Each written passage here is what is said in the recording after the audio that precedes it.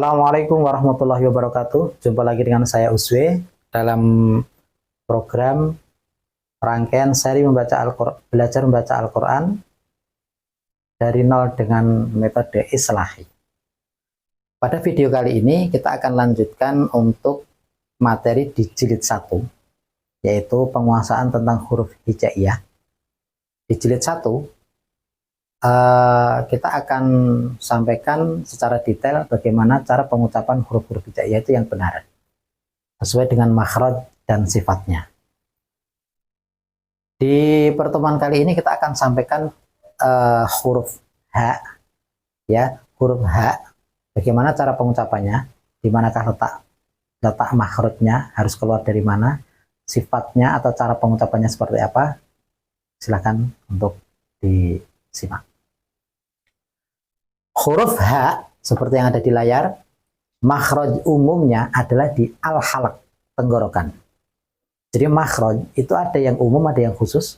Makhraj umum ada 5, makhraj khusus ada 17. Di makhraj umum ada tenggorokan. Nah, disitulah letak dari huruf H. Jadi huruf H itu letaknya di tenggorokan.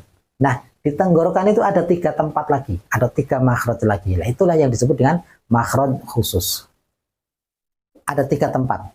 Yang pertama adalah aqsal halaq, yang kedua adalah wastul halaq, yang ketiga adalah adnal halaq. Yang pertama, aqsal halaq adalah tempat atau makhraj khusus dari huruf H. Jadi aqsal halaq itu apa? Aqsal halaq itu adalah makhraj paling bawah atau tenggorokan paling bawah. Itu makhrajnya huruf H. Kemudian bagaimana sifatnya? Sifat yang pertama adalah hams, yaitu mengalirkan udara. Yang kedua adalah rokhawah, mengalirkan suara. Yang ketiga adalah istifal, yaitu pangkal lidahnya datar. Yang keempat adalah infitah, terdapatnya celah yang lebar antara pangkal lidah dengan langit-langit. Yang pertama dan kedua, ini adalah sifat yang nampak ketika dia dalam keadaan mati.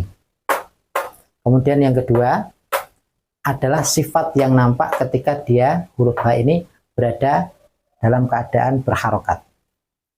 Kita kupas dulu sebentar. Ini detail penting sekali ya, detailnya, karena ketika Anda paham detailnya, nanti pas mau mengucapkan huruf yang benar, itu akan mudah. Dipahami dulu. Hams mengalirkan udara, rokhawah mengalirkan suara. Ini perlu kita pahamkan dulu. Jadi suara itu ada 2. Satu, yang pertama, suara yang bersumber dari paru-paru. Ya, suara yang bersumber dari paru-paru. Apa bentuknya kalau sumbernya dari paru-paru? Berarti nafas, betul. Suaranya adalah nafas. Suara itu apa toh? Suara itu adalah sesuatu yang bisa ditangkap oleh telinga kita, itu namanya suara. Nah, kalau nafas itu, kalau sudah keluar dari mulut, kalau nafas seperti ini misalnya, itu kan kita dengar, namanya itu suara. Suara apa? Suara nafas. Sumbernya dari mana? Paru-paru. Itu yang pertama. Kemudian yang kedua adalah suara yang sumbernya dari pita suara. Nah, apa yang Anda dengar ketika saya berbicara ini adalah suara yang sumbernya dari pita suara. Jadi ada 2 ya. Suara yang sumbernya dari paru-paru, itu yang pertama. Bentuknya adalah apa? Aliran nafas atau udara.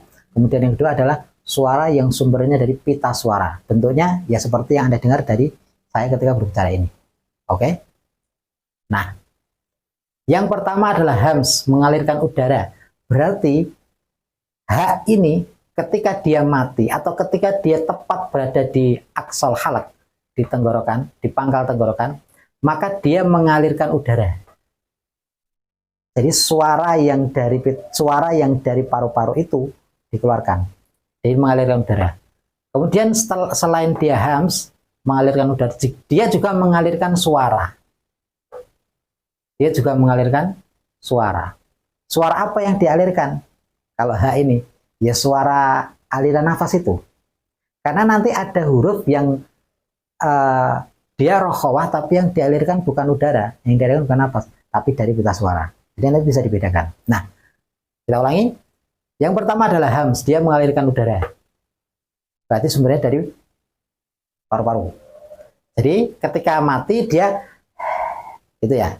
Kemudian ketika ya sifat yang kedua adalah rokhawah mengalirkan suara.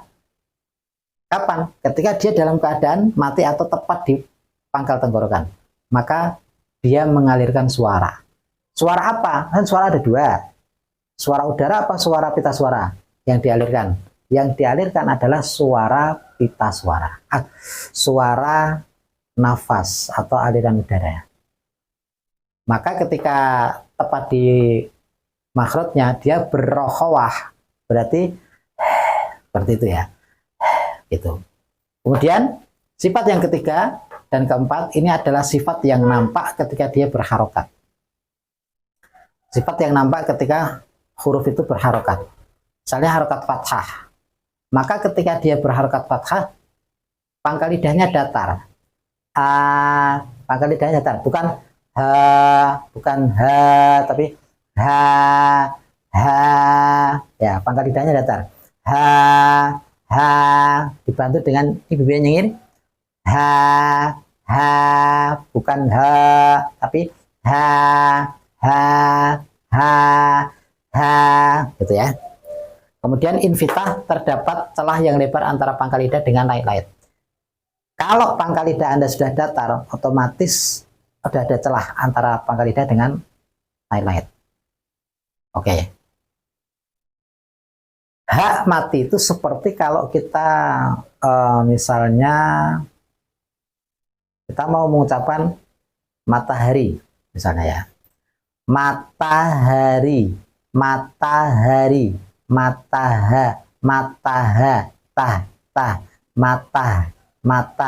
bukan matah. Kalau matah itu namanya hak, ya. Sekolahan, harusnya begitu. Kita pakai contoh yang familiar aja. Matahari, mata, ya. Seperti itu, bukan matah.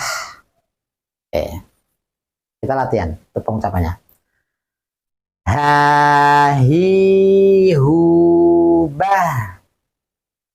huhan hanihana, minal muhni, mahihan haniha. Seperti itu. Kita coba latihan.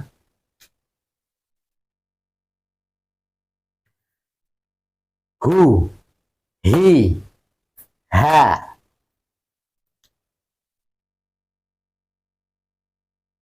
Hu, hi,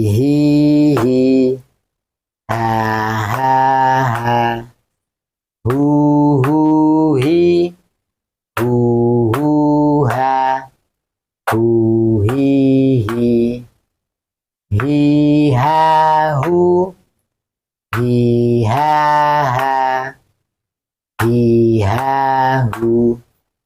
Lanjutkan. Uhuhu, uhuhi, uhiha, ha'au, iha'u, ahai, aaha, aahi, aahu, aiu, aai, huhia, iai.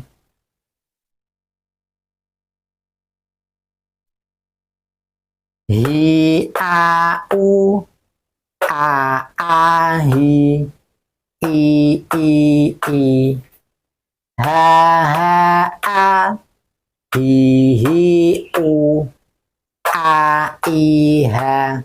Oke. Mudah kan? Oke. Sampai di sini dulu pemirsa. untuk video kita kali ini.